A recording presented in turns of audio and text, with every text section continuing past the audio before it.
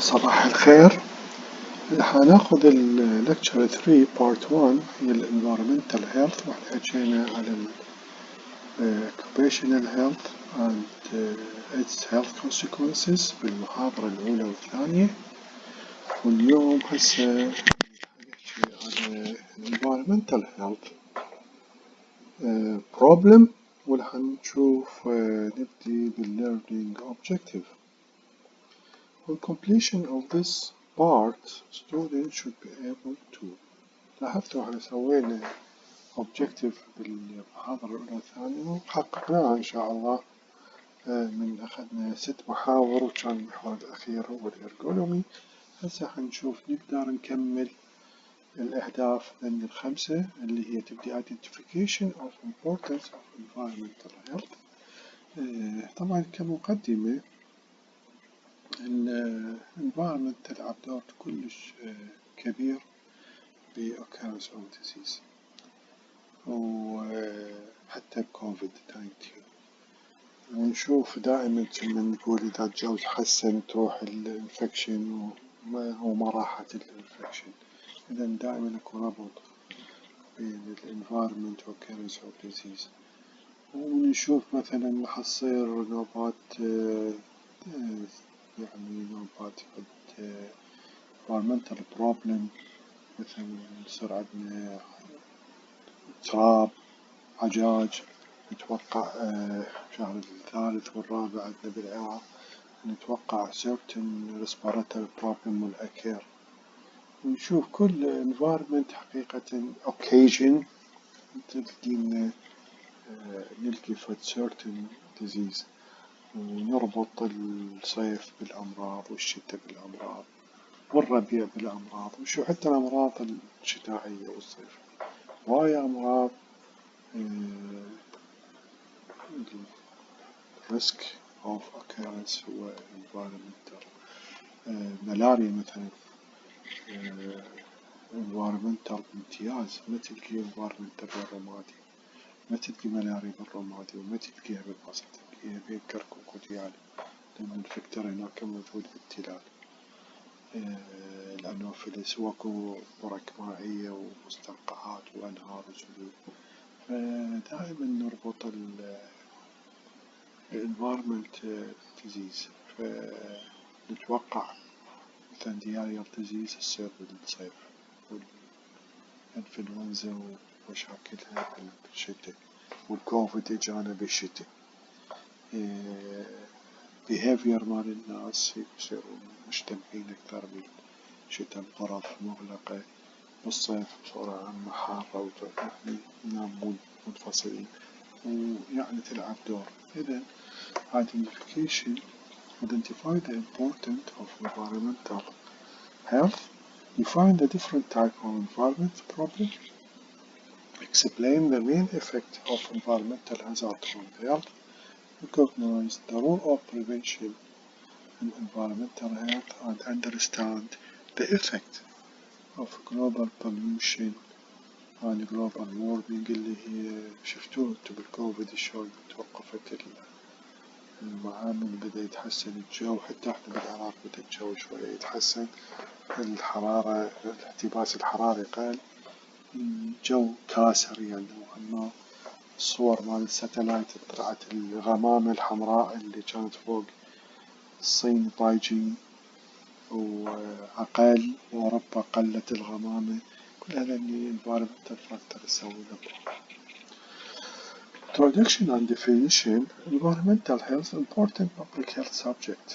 It is concerned with those form of life, substance, forces and condition in the surrounding of a human. إذا الانفايرمنت تعرفه هو كل شيء surrounding that may be exert an influence on human health and well-being. كل شيء يحيطنا خارجي احتمال يسوي لنا health problem. It also consists concern with assessment and control. مثل occupation دائما نحن نحاول نقيس ونسيطر خاطر نوصل للهدف اللي هو complete physical and mental well-being plus safe environment. هو طبعا clear air, pure water, pure food, safe occupation. كل هذا environment. الoccupation اللي يسموه indoor environment اللي هو environment المعامل هي indoor. outdoor هي هاي الووتر. وهواية من التقارير الصحية والطبية تسوي لنا علاقة بين الاير كونديشن، اير يعني الهواء طبيعته، والربو مثلا موجود تلقاه بالقاهرة لأنه أكثر مدينة ملوثة.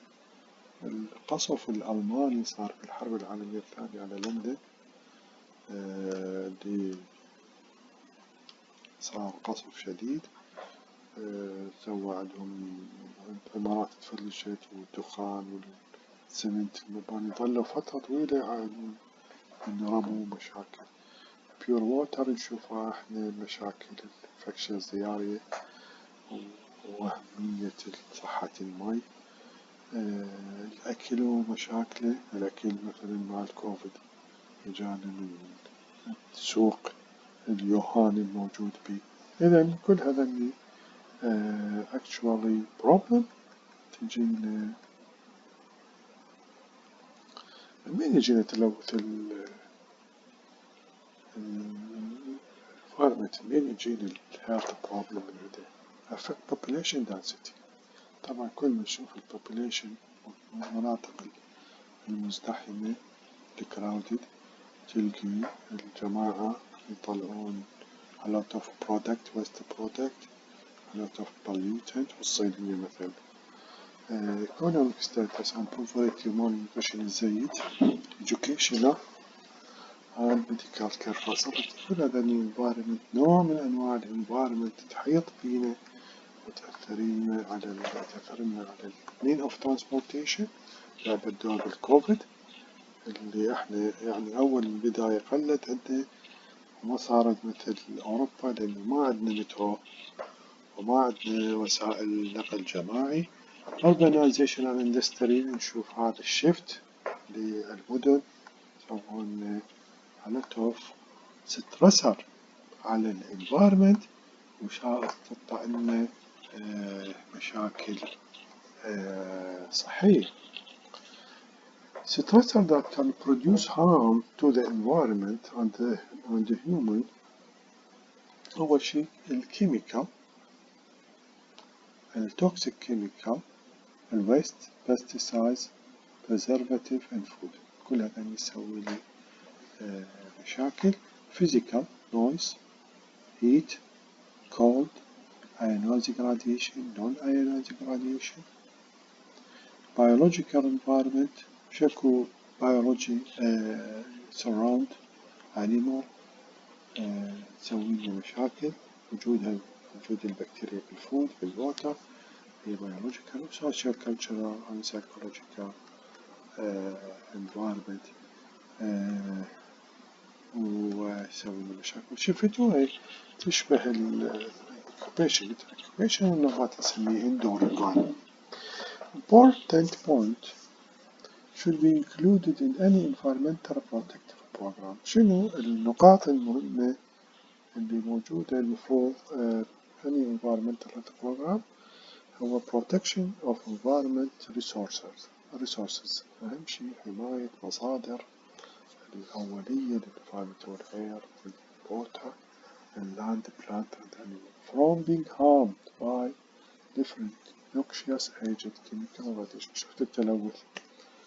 continuous environmental monitoring أكو environmental lab station ودائما احنا نشوف نسأل درجة الحرارة درجة التلوث.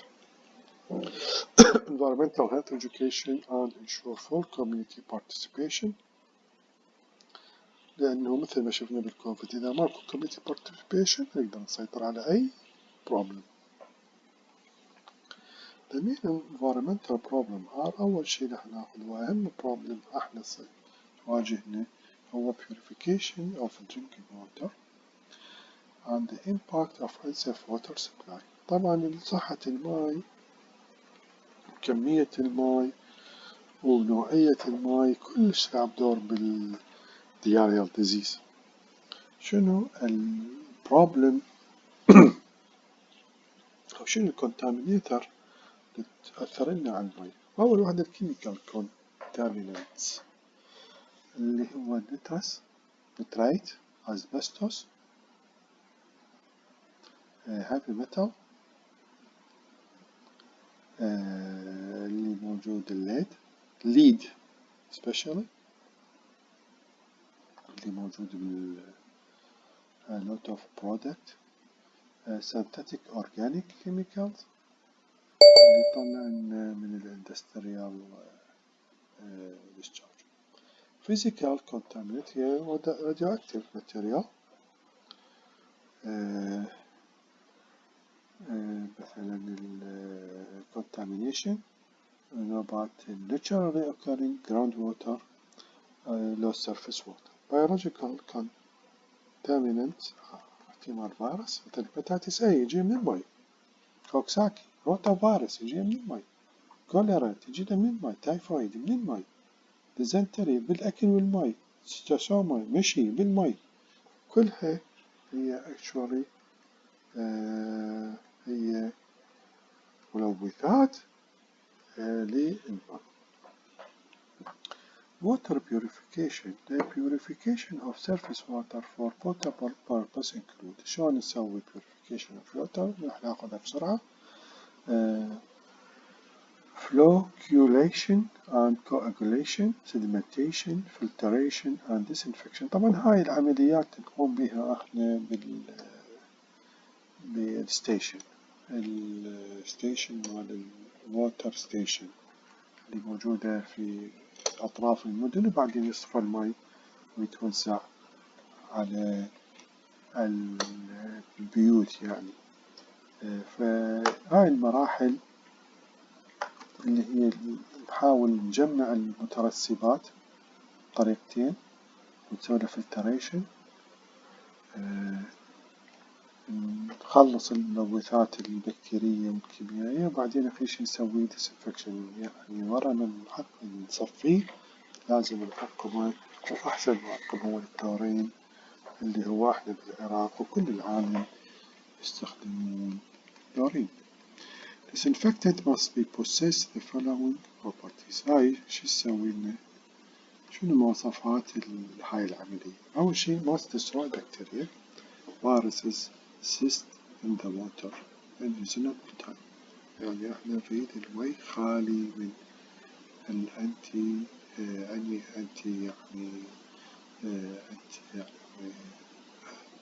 بكتيريا فيروس، أي أنتيجينات يعني موجودة تسبب مشاكل. كذلك must be not toxic، يعني دابين heavy metal هو يعني أيضا يسوي لي مشاكل. must be safe, easy to transport and handle and with reasonable cost. طبعا المي سعره مهم.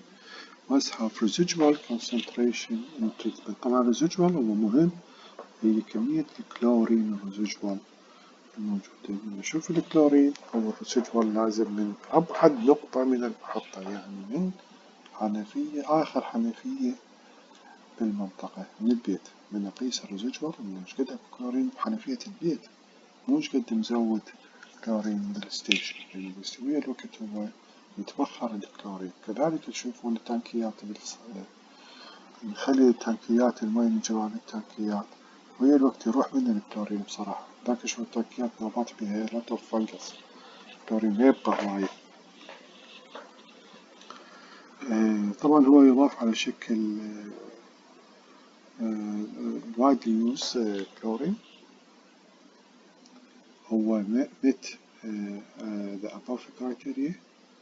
liquid crystal the most common form، واكو يعني solid كلورين يتخلى على شكل باودر، بس كلورين protection كلورين قلنا.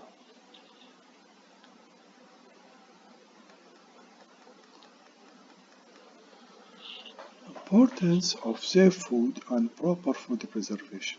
Protection of public from food-borne hazard involve the maintenance of sanitary control over harvesting and slaughtering, processing, preserving, distribution, storage, preparation. طبعا الفود همينة بسلسلة المفروض تبدي من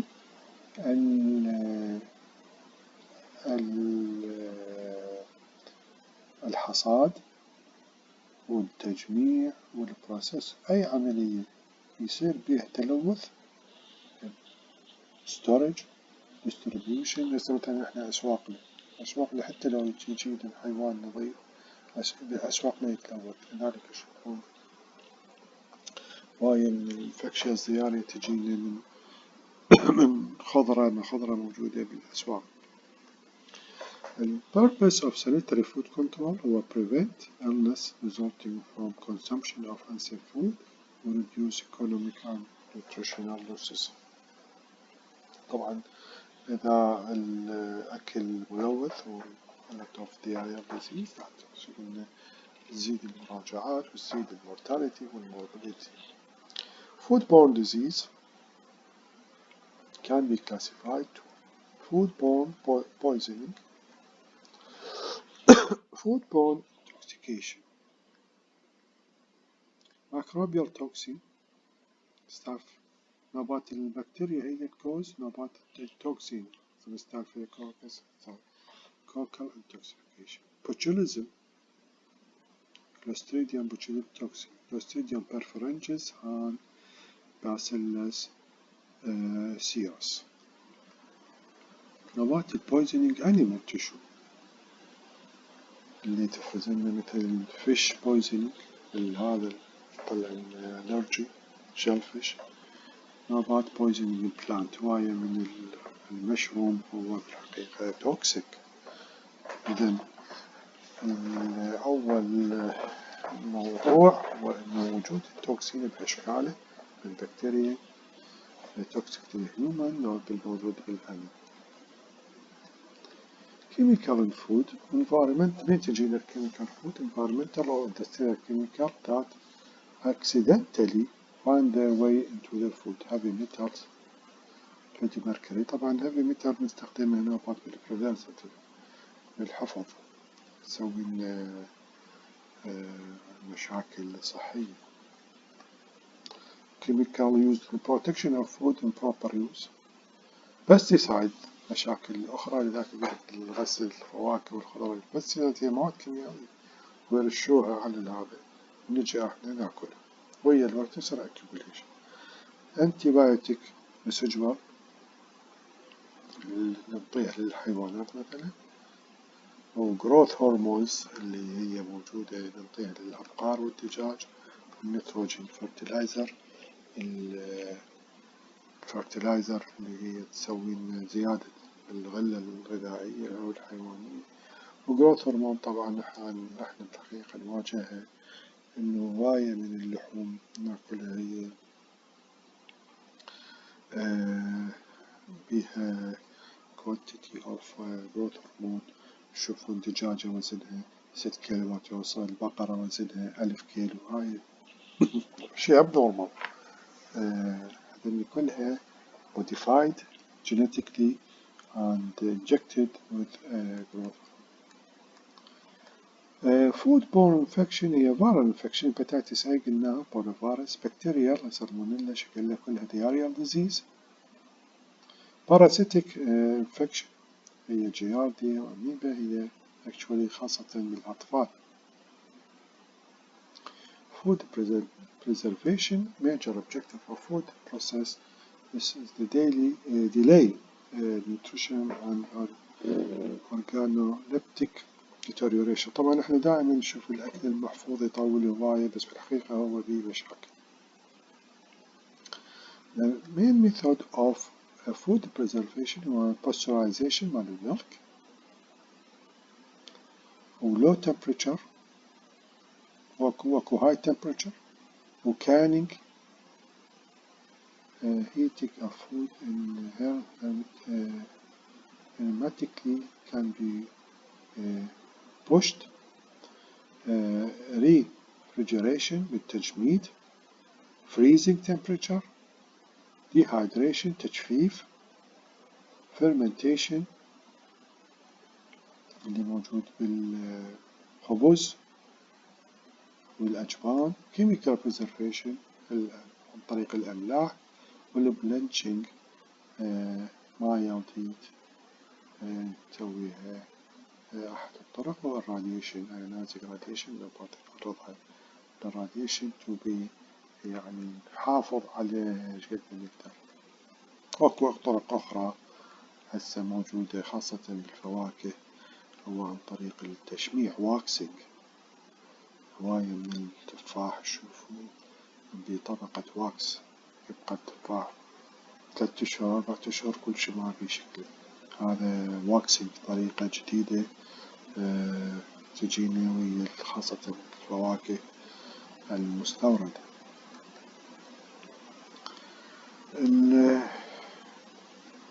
The proper collection, disposal, treatment of waste, excreta and solid طبعا لأن كلها potential harm to the environment. waste excreta هي solid waste من أكثر day to day activity of the human. دائما احنا نشوف المدن عبارة عن معامل للwaste product solid waste والexcreta كل هذا اللي actually إذا ما نسوي له good processing راح نسوي لنا عبارة عن disease generation للcommunity. طبعا واضح جدا هو يجب عدم يعني خلط بين المياه الثقيلة والمياه الخفيفة اللي هي احنا عندنا خاصة بالمناطق هسه كل المناطق عندنا موتورات المي تسحب مي. أي كراك بالمياه الثقيلة راح تسحب شو يعني يجينا المي ملوث. الاهتمام بالميثود مهم جدا خاطر نمنع فيك oral disease. طبعا فيك oral disease هي indicator of improper waste management. واضح جدا جدا جدا. واحنا هسه نروح لاستشارية الأطفال من شهر هسه 4 5 6 7 8 يجونا دياريا ديزيز مبين واضح تلوث مائي لو غذائي لو بالهاندلنج بروب.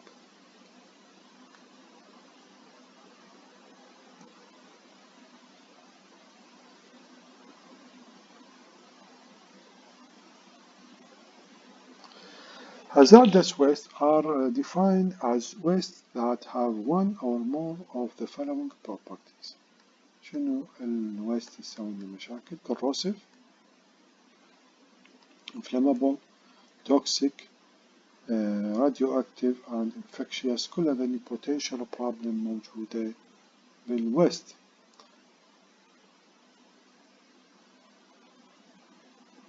Potential source of hazard waste in rural household include asbestos, absolute pesticides, herbicides and rodenticides. Non-hazardous waste include all other type of waste. Liquid waste include human waste, slugs, industrial waste. كل هذا نسوي لنا mixture نوبات يصير عندنا مع مجموعة هاي الهازارد ونسوي لنا mixture of health problem. الهاوسينج هم مهم جدا كenvironmental problem وهواي عندنا احنا مشاكل بال improper indoor air pollution. 2 million people in developing country die from indoor air pollution. خاصة اللي يدفون نفسهم بالمواد العضوية وتسوي مشاكل بالريسبيراتوري بروبلم. إذا safe, secure, affordable housing is crucial to maintain and improving health and well-being. The scientific evidence of many links between housing and health has grown with recent decade. Primary prevention measure related to housing, construction, renovation, use of maintenance, ventilation, illumination. كل هذا house indoor environment مفروض نهتم به. Protection from physical environment and biological environment بالرودنت والفليز كل هذا تخلينا تقلل الأمراض اللي تنتقل من بالبيت. Poor housing quality and design. Poor housing quality and design also can exacerbate the health impact from exposure to different stressors. Inadequate ventilation associated with high risk of airborne infection disease transmission include TB, tuberculosis, as well as accumulation of indoor pollution and dampness, which are factor in development of allergy and asthma. A lot of health problem تحصل من الهاوسينج. باختصار شديد نهتم بصحة الماء وصحة الهواء وصحة البيت والمنزل، راح يساعدنا كلش على الوقاية من الأمراض. وطرق أسباب هذا التلوث شفناها، أسباب التلوث الماء وأسباب تلوث الغذاء وأسباب المشاكل الإندور هاوسينج، وبعد عندنا الهيلث consequences مال air pollution, health consequences مال water pollution والfood pollution. كل هذا يسوي لنا مشاكل صحية جدا مهمة. اللي نريد نقوله بالنهاية أنه أسباب المرض كثيرة والenvironment تلعب دور كلش كبير بالoccurrence of disease. أتمنى استفادينا من هاي المحاضرة. Thank you for your listening, and if you have any question, go to your classroom and ask.